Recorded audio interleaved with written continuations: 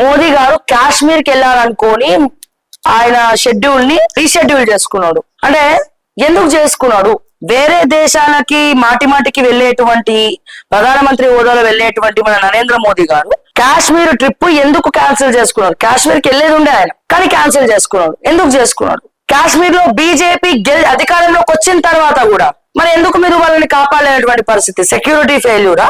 లేకపోతే మీ కాశ్మీర్ లో మీ బీజేపీ ప్రభుత్వం అధికారంలోకి వచ్చిన తర్వాత కూడా ఇంటెలిజెన్స్ ఫెయిల్యూరా? అక్కడ ఏం జరుగుతుందో పసిగట్టలేకపోయినారా? కాశ్మీర్ లో సోల్జర్ అటాక్స్ జరుగుతలేవా? మోదీ గారు ఎందుకు మరి రీషెడ్యూల్, అక్కడ థ్రెట్స్ ఉన్నప్పుడు, అక్కడ సిచ్యువేషన్ బాగాలేనప్పుడు టూరిస్టులను ఎందుకు యాక్సెప్ట్ చేస్తున్నారు?